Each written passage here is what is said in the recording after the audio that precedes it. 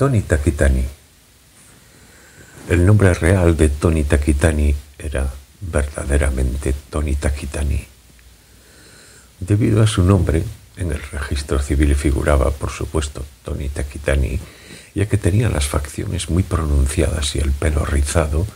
Cuando era pequeño solían tomarlo por un niño mestizo, porque en plena posguerra había montones de niños por cuyas venas corría la sangre de los soldados americanos. Sin embargo, lo cierto era que tanto su padre como su madre eran japoneses de pura cepa. Su padre se llamaba Shozaburo Takitani y era un trombón de jazz que había disfrutado de cierta fama en la preguerra. Pero 4 años antes de que estallara la guerra del Pacífico se metió en un lío de faldas, tuvo que dejar Tokio y, puestos a marcharse, se fue a la China llevándose solo su instrumento. En aquella época, zarpando de Nagasaki, se tardaba un día en llegar a Shanghái. No tenía nada, ni en Tokio ni en Japón, que le importara dejar atrás. Se marchó sin pesar alguno. Además, los encantos artísticos que ofrecía el Shanghái de aquella época parecían irle, a un hombre de sus características, como anillo al dedo. Desde el instante en que avistó, de pie en la cubierta del barco que remontaba el río Yangtze, las hermosas calles de Shanghái iluminadas por el sol de la mañana, se sintió fascinado por la ciudad. Aquella luz parecía traerle promesas de un futuro brillante y feliz. Tenía entonces 21 años. De este modo, Shozaburo Takitani se pasó los agitados tiempos de contienda desde la guerra chino-japonesa al ataque de Pearl Harbor y al lanzamiento de las bombas atómicas, tocando despreocupadamente el trombón en los clubes nocturnos de Shanghái. La guerra se desarrollaba en un lugar que nada tenía que ver con él. En definitiva, que se puede afirmar que Shozaburo Takitani no tenía ni un ápice de voluntad o reflexión frente a la historia. Tocar el trombón, comer 3 veces al día y disponer de algunas mujeres a su alrededor era todo cuanto deseaba. Era un hombre modesto, pero también arrogante. Fundamentalmente era un gran egoísta, pero solía ser muy amable y simpático con quienes le rodeaban. Por lo tanto, gustaba a la mayoría de la gente. Era joven, guapo y encima tocaba muy bien el trombón, así que, fuera donde fuese, destacaba como un cuervo en un día de nieve. Se había acostado con tantas mujeres que había perdido la cuenta, desde japonesas a chinas, pasando por rusas blancas, desde prostitutas a mujeres casadas, desde mujeres hermosas a otras que no lo eran tanto. Él se acostaba con cuantas mujeres tuviera al alcance de la mano. Y pronto, Shozaburo Takitani se convirtió en un sujeto emblemático del Shanghái de la época, gracias a la dulzura de su trombón y a la actividad de su enorme pene. Otra cualidad que lo adornaba, aunque él no fuese especialmente consciente de ello, era la de saber trabar amistades útiles. Estaba en excelentes términos con militares de alta graduación del ejército de tierra japonés, con ricachones chinos, aparte de con unos tipejos forrados de dinero que habían obtenido enormes beneficios económicos de la guerra por medios poco claros. La gran mayoría era el tipo de sujetos que esconden una pistola bajo la chaqueta y que, al salir de un edificio, lo primero que hacen es echar una ojeada calle arriba y calle abajo. Pero Shozaburo Takitani, curiosamente, se llevaba bien con ellos. Y ellos lo protegían con mimo. Si tenía algún problema, ellos le proporcionaban los medios para solucionarlo. En aquella época, la vida le sonreía a Shozaburo Takitani. Sin embargo, los talentos notables como el suyo también tienen a veces efectos adversos. Al acabar la guerra, el ejército chino puso el ojo en sus juergas con tipos poco recomendables y él fue a dar con los huesos en la cárcel durante una larga temporada. La mayoría de los encarcelados eran ejecutados sin ser juzgados siquiera. Un buen día, sin previo aviso, los arrastraban hasta el patio de la cárcel y con una pistola automática les volaban la cabeza de un disparo. Las ejecuciones siempre tenían lugar a las 2 de la tarde, y el sonido duro y comprimido de los disparos de las automáticas resonaba por el patio de la cárcel. Esa fue la mayor crisis en la vida de Shozaburo Takitani. La distancia entre la vida y la muerte era literalmente del grosor de un pelo. Él era consciente de que podía encontrar la muerte en aquel lugar. Morir en sí mismo no le daba miedo. Total, te pegaban un tiro y listos. El dolor no debía durar más que un instante. Hasta ahora he vivido como me ha dado la gana y me he acostado con un montón de mujeres, se decía. He comido muy buena comida, he tenido mucha suerte en esta vida. No dejo atrás nada que valga la pena. Aunque me maten así por las buenas, no tengo ningún derecho a quejarme. En fin, así están las cosas. Pedir más sería abusar. En esta guerra han muerto millones de japoneses y montones de personas han tenido una muerte infinitamente peor que la mía. Resignado a su suerte, se pasaba el día tumbado en el calabozo, silbando. Día tras día contemplaba cómo pasaban las nubes al otro lado del ventanuco enrejado de su celda y se representaba los rostros y los cuerpos de todas las mujeres con las que se había acostado sobre las paredes rezumantes de humedad. Sin embargo, después de todo, Shozaburo Takitani fue uno de los 2 únicos japoneses que lograron salir de aquella prisión con vida y volver a Japón. El otro era un militar de alta graduación que casi había enloquecido. De pie en la cubierta del barco que lo repatriaba, mientras miraba cómo la ciudad de Shanghái se iba empequeñeciendo en la distancia, justo al contrario de lo que había sucedido a su llegada, pensó: la vida no hay quien la entienda. Shozaburo Takitani volvió a Japón demacrado y solo con lo puesto, en la primavera del año 21 de Showa, año 1946, nota de la traductora. A su llegada a Tokio se encontró con que su casa había ardido y que sus padres habían muerto en los grandes bombardeos aéreos de marzo del año anterior. Su único hermano había desaparecido en el frente de Birmania. O sea que Shozaburo Takitani estaba solo en el mundo. Este hecho, sin embargo, no lo afligió demasiado ni tampoco representó un golpe terrible para él. Por supuesto que experimentó cierta sensación de pérdida. Pero esto en la vida te pasa antes o después, se dijo. Tomes el camino que tomes, un día u otro acabarás solo. Él tenía entonces 30 años. Y ya no era una edad en la que pudiera reprocharle a nadie haberse quedado solo. Le daba la sensación de haber envejecido algunos años de golpe. Solo eso. Fue el único sentimiento que brotó de su pecho. Sí, Shozaburo Takitani había logrado, de una manera u otra, sobrevivir, y ya que lo había conseguido, ahora tendría que estrujarse los sesos para seguir sobreviviendo.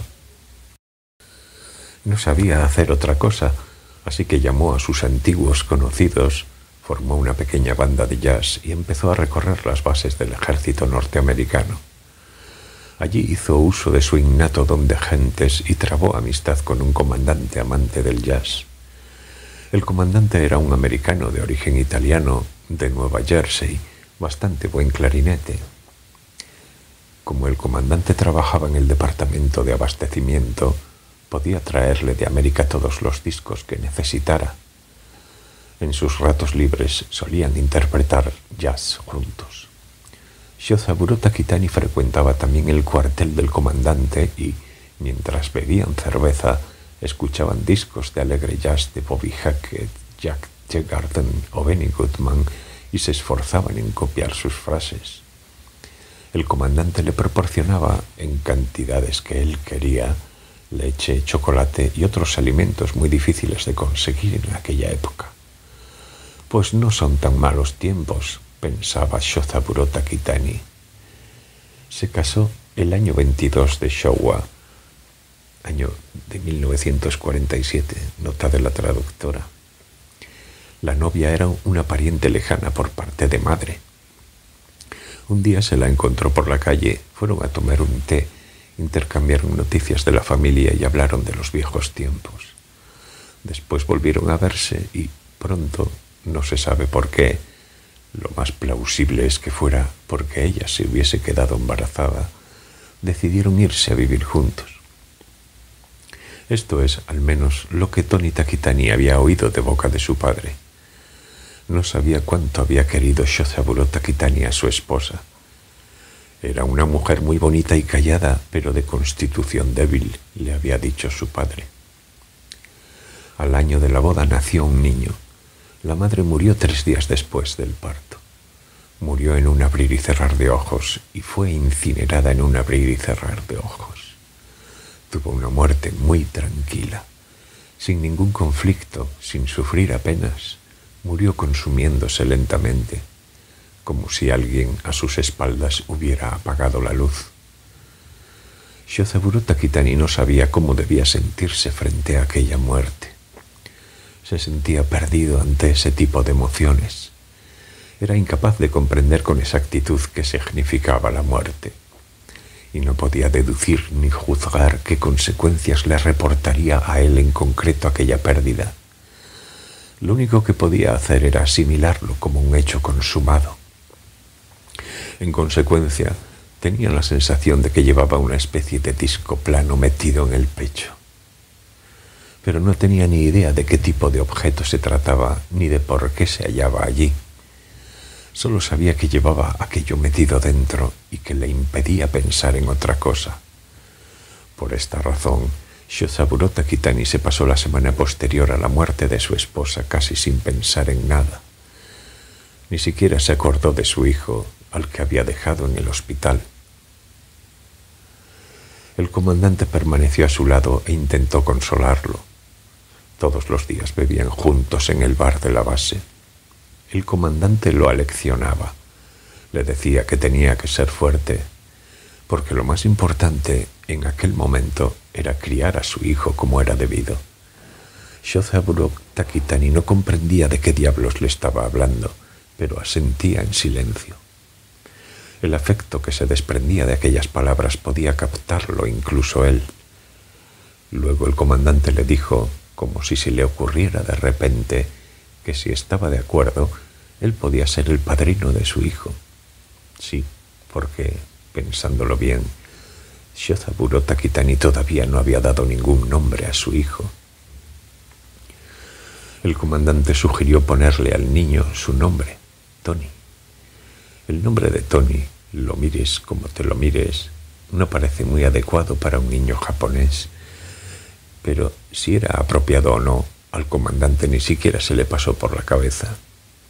Shozaburo Takitani, al llegar a casa, escribió Toni Takitani en un papel, lo pegó en la pared y lo estuvo contemplando durante unos cuantos días. Toni Takitani, pues no está mal, pensó. La era americana aún continuaría durante algún tiempo y tal vez fuese una buena idea ponerle al niño un nombre americano. A lo mejor le sería útil. Sin embargo, para el niño que llevaba ese nombre, la vida no fue precisamente un camino de rosas. En la escuela se burlaban de él llamándolo mestizo, y la gente, cuando pronunciaba su nombre, ponía cara de extrañeza o de desagrado. La mayoría se lo tomaba como una broma de mal gusto e incluso había quien se enfadaba.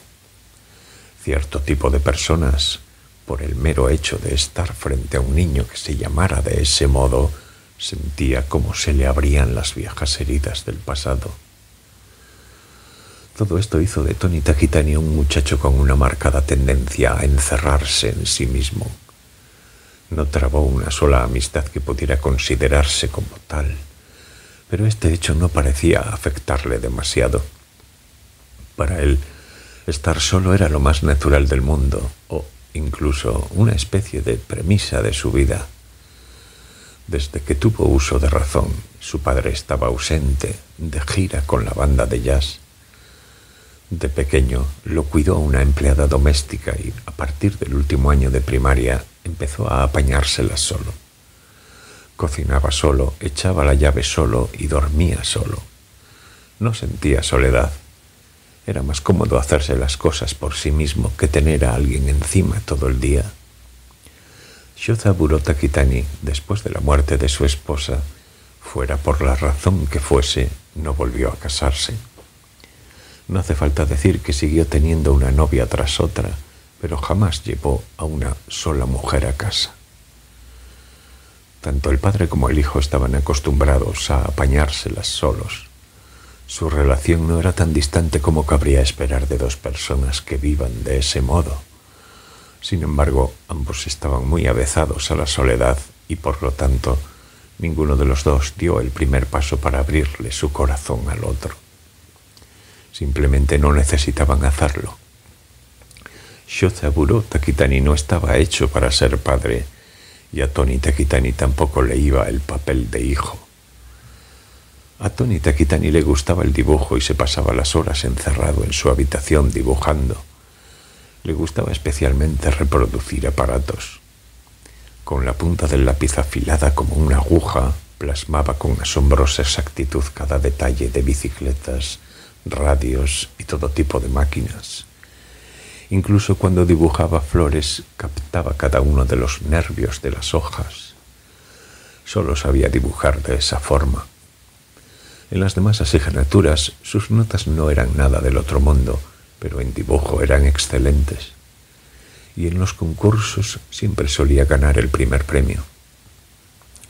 Por lo tanto, el hecho de que al acabar el instituto ingresara en la Facultad de Bellas Artes y luego se hiciera ilustrador fue lo más natural del mundo. A partir del primer año de universidad, sin que ninguno de los dos lo propusiera, como si fuera lo más lógico, padre e hijo empezaron a vivir cada uno por su cuenta. De hecho, ni siquiera tuvo la necesidad de considerar otras posibilidades. Mientras los demás jóvenes a su alrededor sufrían y se sentían perdidos, él iba trazando sus precisos dibujos mecánicos en silencio, sin pensar en nada. En una época como aquella, en la que los jóvenes se rebelaban con violencia contra el poder y el sistema, casi ninguna de las personas que lo rodeaban valoraba aquellos dibujos tan extremadamente prácticos. Al mirarlos, los profesores de Bellas Artes no tenían más remedio que sonreír. Sus condiscípulos le criticaban su falta de contenido ideológico. A su vez, Toni Takitani no lograba encontrarles la gracia a los dibujos con contenido ideológico de sus compañeros. A sus ojos eran inmaduros, feos e inexactos. Una vez fuera de la universidad, la situación dio un vuelco. Gracias a su técnica extremadamente práctica, realista y utilitarista, a Toni Takitani nunca le faltó el trabajo, porque no había otro que fuera capaz de reproducir con tanta precisión máquinas y elementos arquitectónicos complicados. Es más real que el original, afirmaba todo el mundo. Sus dibujos eran más exactos que una fotografía y tan fáciles de comprender que cualquier explicación era superflua. En un abrir y cerrar de ojos se convirtió en el ilustrador más solicitado. Desde dibujos de portadas de revistas de automóviles hasta ilustraciones para anuncios, mientras se tratara de mecanismos, él aceptaba cualquier encargo.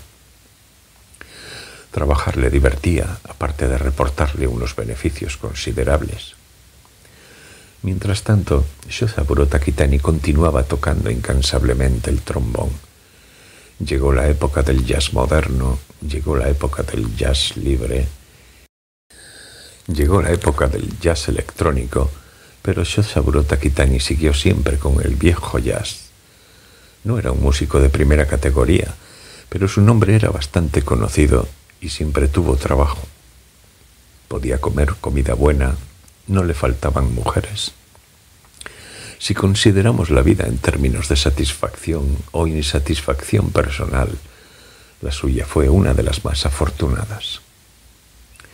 Toni Takitani trabajaba sin desperdiciar un instante y no tenía ninguna afición cara, así que a los 35 años ya había amasado una pequeña fortuna. Aconsejado por alguien, compró una gran casa en Setagaya y adquirió varios apartamentos para ponerlos en alquiler. Un asesor fiscal se ocupaba de todo. Tony Takitani había salido con unas cuantas chicas. Cuando era joven, incluso había vivido con una, aunque solo durante un corto periodo de tiempo. Pero jamás había pensado en casarse. No sentía la menor necesidad de hacerlo. La comida, la limpieza y la colada se las hacía él solo y, cuando el trabajo se lo impedía, contrataba a una asistenta doméstica. Jamás había deseado tener hijos. Tampoco tenía amigos a quienes consultar las cosas o a quienes poder abrirles el corazón. Ni siquiera tenía a alguien con quien irse de copas. Eso no significa que fuera una persona huraña. No era tan simpático como su padre, pero en su vida diaria se relacionaba con absoluta normalidad con quienes lo rodeaban. No fanfarroneaba ni presumía, no se justificaba a sí mismo, no hablaba mal de nadie. Prefería escuchar a los demás que hablar de sí mismo. Así que la mayoría de personas lo apreciaba. Sin embargo, era absolutamente incapaz de establecer relaciones personales que fueran más allá del nivel práctico. A su padre solo lo veía, siempre por algo en concreto, una vez cada 2 o 3 años. En cuanto se encontraban y resolvían el asunto que los ocupaba, ya no tenían nada más que decirse. La vida de Tony Takitani discurría de una manera extremadamente tranquila y apacible. No creo que me case nunca, pensaba. Sin embargo, un día, de repente, sin previo aviso, Tony Takitani se enamoró. Sucedió de forma tan inesperada que parecía increíble. Ella era una empleada a tiempo parcial de una editorial que había ido a su estudio a recoger unas ilustraciones. Tenía 22 años. Mientras estuvo allí, lució siempre una serena sonrisa en los labios. Tenía un rostro agradable y simpático, pero mirándola con objetividad, no se la podía considerar una belleza. Sin embargo, había algo en ella que golpeó con violencia el corazón de Tony Takitani. Desde que la vio por primera vez sintió una opresión en el pecho que casi le impedía respirar. No sabía que tenía aquella chica que le había asestado un golpe tan fuerte. Pero, aunque lo hubiera sabido, no podía explicarse con palabras. Además, también se sintió atraído por su modo de vestir.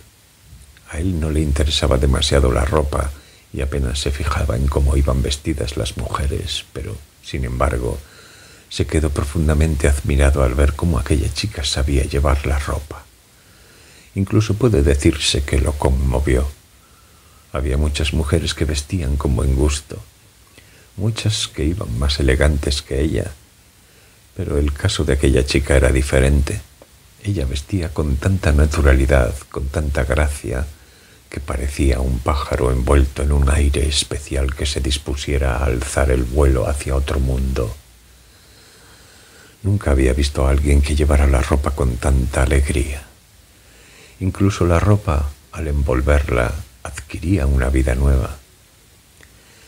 Ella le dio las gracias y se marchó, pero incluso después de que ella recogiera el trabajo y se fuera, él siguió sin poder pronunciar una palabra. Permaneció sentado ante la mesa, aturdido, incapaz de hacer nada hasta que anocheció y la habitación quedó a oscuras. Al día siguiente llamó a la editorial y se inventó la primera excusa que le vino a la cabeza para que ella tuviera que volver a su estudio. Después del trabajo la invitó a comer. Mientras charlaron de cosas sin importancia. Pese a llevarse más de 15 años, curiosamente tenían muchos temas en común. Hablaran de lo que hablaran, coincidían. Era la primera vez que tanto a él como a ella les ocurría una cosa semejante. La chica, al principio, estaba un poco tensa, pero luego se fue relajando y empezó a reír y a charlar por los codos. «Tienes muy buen gusto en el vestir», la alabó Tony Takitani al despedirse. «Es que me gusta mucho la ropa», repuso ella tímidamente. «Casi todo el sueldo me lo gasto en ropa». Luego se vieron varias veces más. No iban a ningún sitio en especial, simplemente se sentaban en algún lugar tranquilo y charlaban. Hablaban de sí mismos, hablaban del trabajo, hablaban de cómo se sentían o de qué pensaban sobre diversas cosas. Hubieran podido continuar charlando eternamente sin hartarse. Hablaban y hablaban como si estuvieran llenando algún vacío, y a la quinta vez que se vieron, Tony Takitani le pidió que se casara con él, pero ella tenía un novio con el que salía desde el instituto. Con el paso del tiempo, la relación con su novio se había ido deteriorando y habían llegado al punto de pelearse por cualquier tontería cada vez que se veían. A decir verdad, cuando estaba con él, ella no se sentía tan libre como con Tony Takitani, ni tampoco se divertía tanto. Pero no podía romper el noviazgo de un día para otro. Ella tenía sus razones. Y además se llevaban 15 años. Ella todavía era joven, apenas tenía experiencia, y no podía prever lo que esa diferencia de edad podía significar en el futuro. Le pidió tiempo para pensárselo. Mientras ella reflexionaba, Tony Takitani vivió unos días infernales. No podía trabajar. Bebía todos los días, solo. La soledad se le hizo tan opresiva que lo paralizaba, provocándole una gran angustia. La soledad empezó a parecerle una prisión. Y pensar que nunca me había dado cuenta, se decía. Contemplaba con ojos desesperados los fríos y gruesos muros que lo rodeaban. Si ella no quiere casarse conmigo, me moriré, pensó. Fue a su encuentro y se lo explicó todo, que hasta entonces había estado siempre solo y que se le había perdido una infinidad de cosas, y que ella le había hecho ser consciente de su soledad. Ella era una chica inteligente. Tony Takitani le gustaba como persona. Al principio le había caído simpático y, conforme lo había ido tratando, le había ido gustando cada vez más. Si a ese sentimiento se lo podía llamar amor, ella no lo sabía. Pero ella sentía que dentro de él se escondía algo maravilloso y pensaba que podía ser muy feliz a su lado. Y se casaron. Al casarse con ella se terminaron los días de soledad en la vida de Tony Takitani. Al despertarse por la mañana, lo primero que hacía era buscar a su mujer con la mirada. En cuanto descubría su figura durmiendo, se tranquilizaba. Cuando no la encontraba, recorría inquieto toda la casa buscándola. Para él, no estar solo era algo paradójico, ya que en cuanto había dejado de estarlo, le había asaltado una angustia espantosa pensando en qué sería de él si volvía a quedarse solo. De vez en cuando ese pensamiento le venía a la cabeza y se sentía tan aterrado que le entraba un sudor gélido. El pánico continuó hasta 3 meses después de la boda. Sin embargo, conforme fue acostumbrándose a su nueva vida, conforme fue haciéndose más remota la posibilidad de que ella desapareciera de súbito, el terror fue alejándose gradualmente y por fin se tranquilizó y se sumergió en una plácida felicidad. En una ocasión los dos fueron a ver una actuación musical de Shozaburo Takitani. Ella quería saber qué instrumento tocaba el padre de su marido. «¿Crees que le importará que vayamos?», preguntó ella. «No lo creo», repuso él.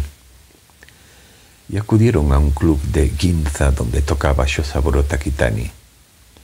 Excepto durante su infancia, era la primera vez que Tony Takitani presenciaba una actuación de su padre. Este tocaba exactamente el mismo tipo de música de entonces. Todas las melodías las había escuchado Tony Takitani en disco desde niño multitud de veces. La interpretación de su padre era fluida, elegante, dulce. Aquello no era arte, pero sí una música ejecutada hábilmente por un profesional de primera categoría que lograba que el público se sintiera bien. Tony Takitani, cosa infrecuente en él, tomó una copa tras otra mientras escuchaba. Sin embargo, poco después, mientras permanecía atento a la música, algo que había en ella empezó a asfixiarlo y a causarle un terrible desasosiego, como si fuera un estrecho tubo en el que fuera acumulándose de forma lenta pero certera la basura. Le pareció que aquella música era un poco diferente de la que él recordaba. Claro que había transcurrido mucho tiempo y que, en aquel entonces, la escuchaba con los oídos de un niño, pero le pareció que la diferencia era muy importante. Quizá fuera mínima, pero era esencial. Y eso él podía percibirlo con toda claridad. Hubiera querido subir al escenario, agarrar a su padre del brazo y preguntarle: «Papá, ¿dónde diablos está la diferencia?». Pero no lo hizo, por supuesto. Después de todo, ni siquiera era capaz de explicar esa sensación. Sin decir nada, siguió escuchando a su padre hasta el final mientras tomaba whisky con agua y, junto a su esposa, aplaudió y volvió a casa. Sobre su matrimonio no se proyectaba sombra alguna. Su trabajo seguía como siempre. Ellos dos no se peleaban nunca. Solían pasear, iban al cine, viajaban. Considerando su edad, ella era bastante buena ama de casa y sabía dar una respuesta acertada a cualquier cuestión. Desempeñaba con eficacia las labores domésticas y no le creaba a su marido ningún problema superfluo. Con todo, había una única cosa que preocupaba a Tony Takitani, y era que compraba demasiada ropa. No es exagerado decir que, cuando veía un vestido, casi no podía contenerse. La expresión de su cara cambiaba de súbito, incluso se le alteraba la voz. La primera vez que lo notó, Tony Takitani casi pensó que se había sentido indispuesta de repente. Esa tendencia ya la tenía antes de casarse, pero fue durante la luna de miel en Europa cuando tomó proporciones alarmantes. Durante el viaje, ella compró ropa hasta cansarse. En Milán y París, de la mañana a la noche, recorrió las boutiques como una posesa. No vieron nada, no fueron ni al Duomo ni al Louvre. El único recuerdo que tiene Tony Takitani del viaje son las tiendas de ropa. Valentino, Missoni, Saint Laurent, Givenchy, Ferragamo, Armani, Cerruti, Gianfranco Ferré. Como hechizada, ella compraba un traje tras otro mientras él iba detrás pagando las facturas. Casi temía que la banda magnética de la tarjeta de crédito acabara desgastándose por el uso. Incluso después de volver a Japón no se aplacó la fiebre. Todos los días iba de compras. El número de trajes que poseía experimentó un incremento acelerado. En consecuencia, tuvieron que encargar varios armarios roperos más. También hicieron construir muebles zapateros, pero pronto los armarios no fueron suficientes y tuvieron que acondicionar un cuarto entero como ropero. No obstante, la casa era grande y sobraban las habitaciones. Tampoco les faltaba el dinero. Además, su esposa vestía con un gusto exquisito, y solo con tener ropa nueva ya era feliz. Así que Tony Takitani no encontraba nada que objetar al respecto. En fin, no hay nada de malo en ello, pensó. En este mundo nadie es perfecto. Sin embargo, cuando los trajes de su esposa ya no cupieron en una habitación, empezó a inquietarse. Una vez, mientras ella no estaba, contó las piezas de ropa que tenía. Según sus cálculos, aunque se cambiara de ropa 2 veces al día, tardaría casi 2 años en poder ponérsela toda. Y eso, lo miraras como lo mirases, era una exageración. No podía entender por qué había de comprar un vestido tras otro. Estaba tan ocupada comprándolos que ni siquiera tenía tiempo de ponérselos. Consideró la posibilidad de que se tratara de algún problema psicológico y, en ese caso, debía ponérsele freno. Un día, después de cenar, decidió abordar el tema. Le sugirió que no comprara tanta ropa. Le dijo que no era cuestión de dinero, que podía comprar todo lo que necesitara, por supuesto, que él estaba contento de que ella se pusiera guapa, pero ¿era realmente necesario comprar tanta ropa cara? Su Su esposa bajó la mirada y estuvo reflexionando durante unos instantes. Luego le dio la razón. No necesitaba toda aquella ropa. Eso lo veía hasta ella. Pero no podía hacer nada. Cuando tenía un vestido bonito delante, sentía la pulsión de comprarlo. No se trataba de que lo necesitara o no, o de que tuviera muchos o de que tuviera pocos. Se trataba de que no podía evitarlo. Sin embargo, dijo aquello y lo comparó con una adicción a las drogas. No podía continuar. Se curaría, porque si seguía así, acabaría llenando la casa de ropa. Se pasó una semana sin ir de compras, encerrada en casa. Para ella aquellos días fueron terribles. Se sentía como si estuviese andando por la superficie de un planeta con poco oxígeno. Todos los días entraba en el ropero, cogía todos sus vestidos uno tras otro y los contemplaba. Acariciaba el tejido, olía su aroma, se los probaba y se miraba al espejo. No se cansaba de contemplarlos. Y cuanto más los miraba, más le apetecía tener vestidos nuevos. No podía controlar las ganas de comprar más. Simplemente no podía aguantarse. Sin embargo, amaba profundamente a su marido y lo respetaba. Creía que él tenía razón. No necesitaba tanta ropa. Yo solo dispongo de un cuerpo, se dijo. Llamó a una de las boutiques que frecuentaba y le preguntó al encargado si podía devolver un abrigo y un vestido que había comprado 10 días antes y que no había estrenado. Le contestaron que no faltaba más, que si tenía la amabilidad de llevarlos a la tienda, le devolverían el importe de los artículos. No podían hacer menos, ya que ella era una de sus mejores clientas. Cargó el abrigo y el vestido en el coche y se dirigió a Aoyama. Devolvió las prendas a la boutique y le reintegraron el importe en la tarjeta de crédito.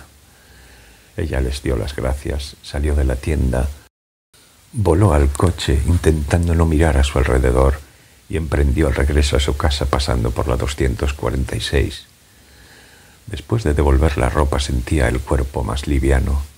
Sí, es verdad, no los necesitaba, se dijo a sí misma tratando de convencerse. Tengo abrigos y vestidos suficientes para llevar mientras viva.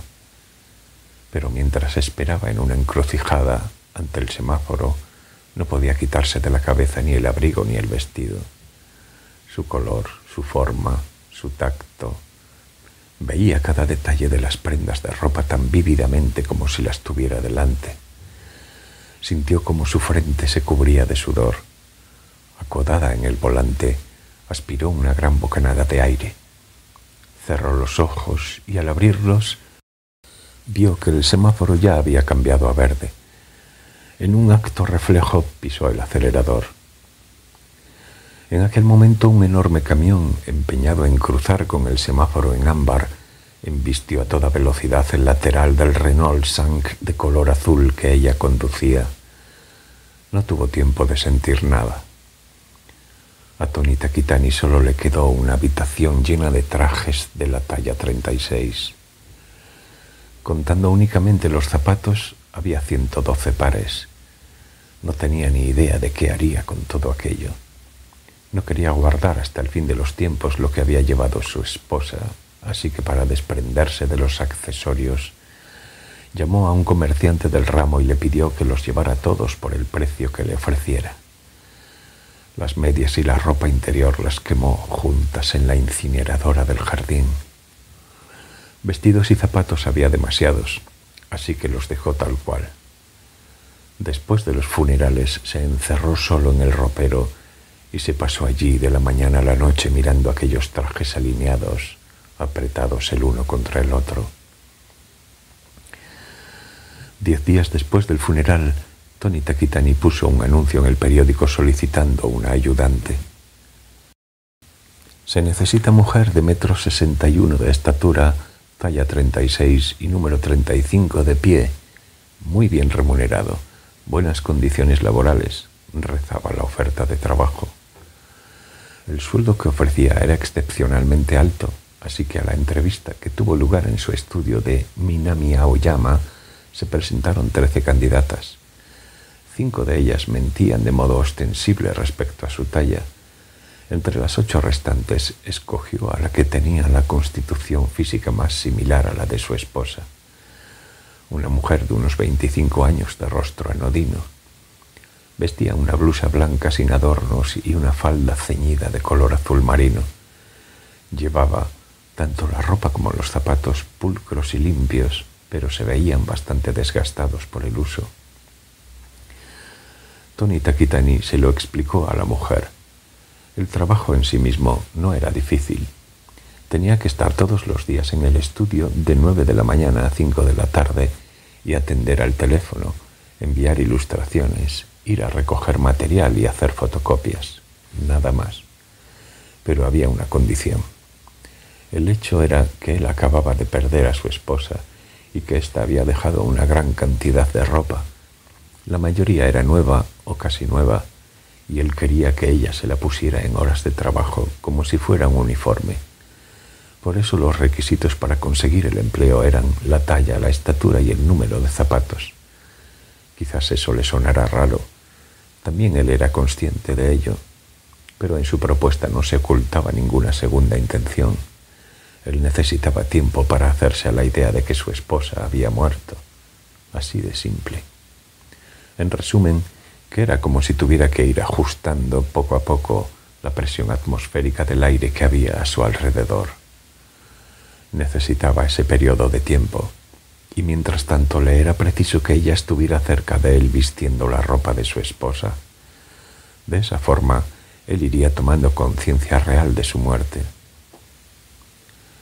Mordiéndose los labios, la chica consideró en un abrir y cerrar de ojos la cuestión. Realmente aquella era una historia extraña. A decir verdad, ella no acababa de entender del todo la lógica del asunto.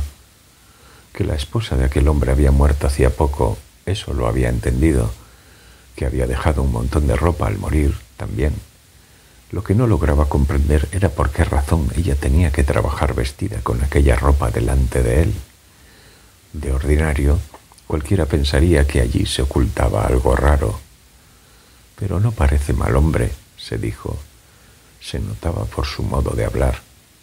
Quizá le había trastornado un poco perder a su esposa, pero tampoco parecía un loco peligroso capaz de hacerle daño a alguien.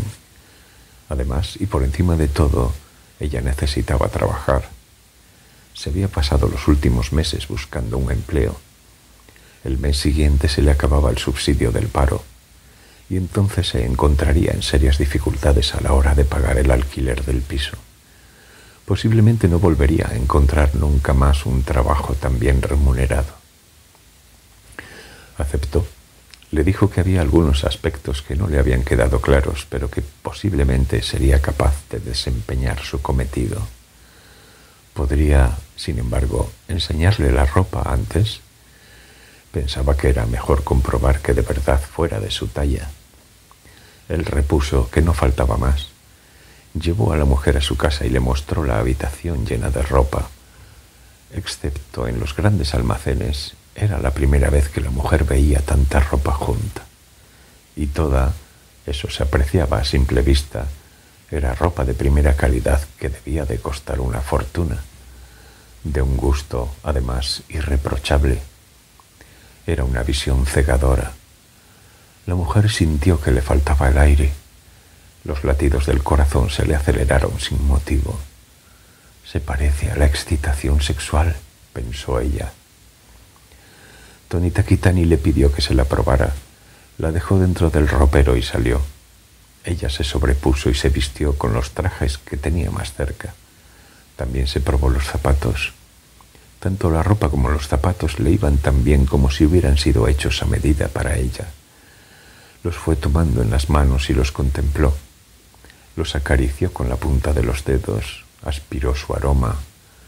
Cientos de preciosos vestidos estaban allí colgados, uno al lado del otro. Sus ojos se anegaron en lágrimas. No pudo evitarlo. Las lágrimas fueron brotando, una tras otra, de sus ojos. No podía contenerse. Rodeada de la ropa que había dejado una mujer muerta, ella lloraba, intentando ahogar los sollozos. Poco después, Tony Takitani se acercó a ver cómo iban las cosas y le preguntó por qué estaba llorando. Sacudiendo la cabeza, ella le respondió que no lo sabía. Era la primera vez que veía tantos vestidos bonitos juntos y eso, quizá, la había trastornado. Le pidió excusas y se secó las lágrimas con un pañuelo. «Si te parece bien, puedes empezar mañana», le dijo Tony Takitani con tono expeditivo, «y llévate ropa y zapatos para una semana. Coge los que más te gusten». Ella eligió, tomándose su tiempo, ropa para 6 días.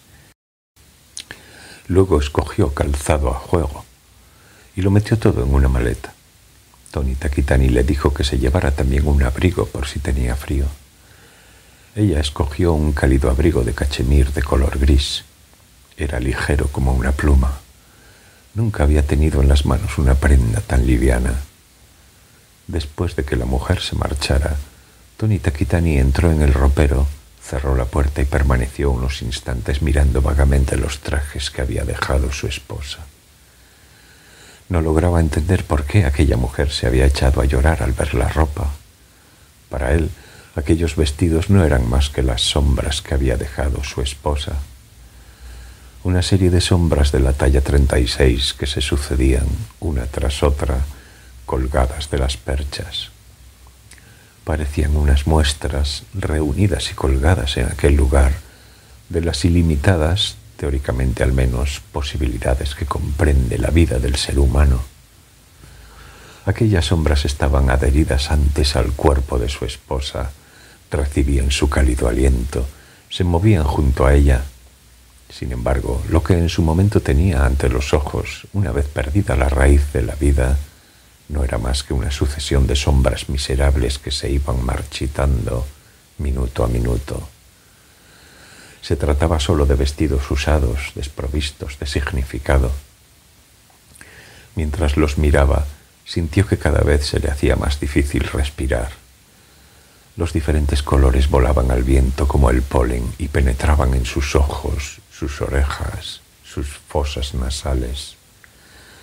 Aquellos volantes, los botones, los adornos de los hombros, los encajes, los cinturones enrarecían el aire de la habitación.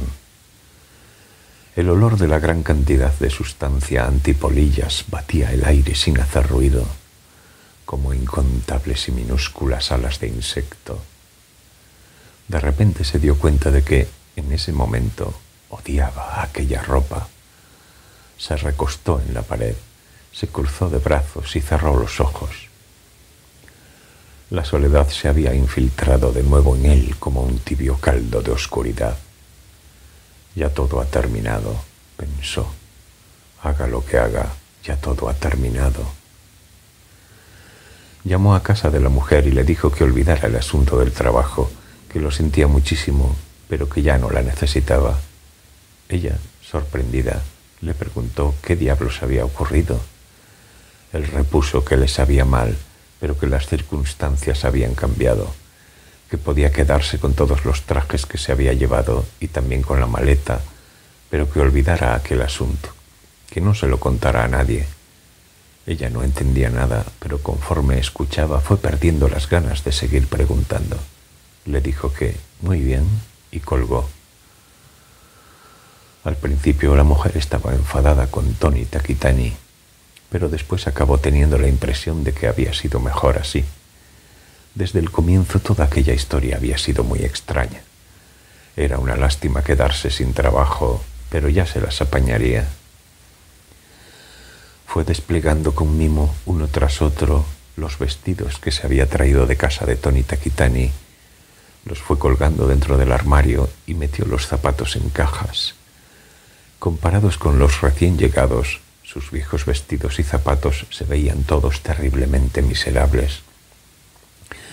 A ella le dio la impresión de que eran de una materia diferente, confeccionados con materiales de otra dimensión completamente distinta. Se quitó la ropa que había llevado puesta en la entrevista, la colgó de una percha, se puso unos tejanos y una sudadera, se sentó en el suelo, sacó una cerveza de la nevera y se la bebió. Luego, al recordar el ropero de casa de Tony Taquitani lleno a rebosar de ropa, lanzó un suspiro. «¡Cuántos vestidos bonitos!», pensó. «Uf, pero si aquel ropero era más grande que mi piso entero». Reunir semejante cantidad de ropa debía de haberle costado a aquella mujer un montón de dinero y también de tiempo, seguro. Pero ella había muerto. Había dejado una habitación llena de vestidos de la talla 36. ¿Qué debía de sentirse al morir dejando atrás tantos vestidos bonitos? Sus amigos, que sabían muy bien lo pobre que era, se sorprendieron mucho al ver que, cada vez que quedaban, ella acudía con un vestido nuevo, y todo ropa de marca, cara, sofisticada. Todos sus amigos le preguntaban dónde diablos los había conseguido y cómo. Ella les decía que no podía contárselo, que lo había prometido, y sacudía la cabeza con un gesto negativo. Además, añadía, aunque lo explicase, nadie la creería. Tony Taquitani al final llamó a un ropavejero y le entregó todos los vestidos que su esposa había dejado. No le resultó rentable. Ni siquiera debió de recuperar una 20ª parte del dinero que le habían costado. Pero eso a él no le importaba. Se los hubiera regalado con gusto. Lo único que quería era que se los llevara todos, sin dejar ni uno, lejos, a un lugar donde él no pudiera volver a ponerles los ojos encima. Y el antiguo ropero, ya vacío, continuó así durante muchos años. A veces entraba en aquella habitación y permanecía allí, distraído, sin hacer nada. Durante 1 o 2 horas se quedaba sentado en el suelo con la vista clavada en las paredes vacías. Allí estaban las sombras de la muerta. Sin embargo, con el paso del tiempo dejó de poder recordar lo que antes había en el cuarto. El recuerdo de aquellos colores y olores se fue borrando. Incluso la emoción tan viva que un día lo embargó reculó fuera del reino de la memoria, como si se hubiera acobardado. Los recuerdos fueron cambiando de forma despacio, como la neblina agitada por el viento, y cada vez que cambiaban de forma iban palideciendo un poco más. Ahora eran ya las sombras de las sombras de las sombras. Lo único que aún podía percibir era la sensación de pérdida dejada por algo que había existido. A veces ni siquiera lograba recordar con claridad el rostro de su esposa, pero de vez en cuando se acordaba de aquella mujer desconocida que, en aquella habitación, había derramado lágrimas mirando los vestidos que había dejado atrás su difunta esposa. Recordaba su cara anodina, los zapatos de charol gastados, y aquel sollozo revivía en su memoria. No quería acordarse de ello, pero no podía evitar que le volviera una y otra vez a la cabeza. Ahora que había ido olvidando tantas cosas, iba a acordarse, ni más ni menos, que de una mujer de quien ni siquiera recordaba el nombre. 2 años después de la muerte de la esposa de Tony Taquitani, murió de cáncer de hígado Shozaburo Taquitani. Pese a tratarse de cáncer, no fue una muerte muy dolorosa y pasó poco tiempo en el hospital. Se fue muriendo como si estuviera conciliando el sueño. También, en este sentido, la suerte le sonrió hasta el final. Aparte de algún dinero en metálico y algunas acciones, no dejó nada que pudiera llamarse fortuna. Lo único que quedó de él como recuerdo fue su instrumento musical y una enorme colección de viejos discos de jazz. Tony Taquitani los puso dentro de las mismas cajas en que los había traído sobre el suelo del ropero. Como olían a moho, tenía que abrir periódicamente la ventana para ventilar la habitación. Exceptuando esas ocasiones, jamás ponía los pies en el cuarto. Y así transcurrió 1 año. Sin embargo, a él le fue molestando cada vez más tener bajo su techo aquel enorme montón de discos. Por el mero hecho de pensar que estaban allí, sentía que le faltaba el aire. Se despertaba a medianoche y era incapaz de volver a conciliar el sueño. Los recuerdos eran poco nítidos, pero todavía estaban allí con todo el peso que deben tener. Llamó a una tienda de discos de segunda mano y les pidió que tasaran la colección. Como había muchos discos valiosos que ya no se grababan desde hacía mucho tiempo, les reportó un buen dinero. Una cifra suficiente para poder adquirir un coche pequeño, pero eso a él no le importaba. Cuando aquel montón de discos desapareció, Tony Takitani se quedó, entonces sí, completamente solo.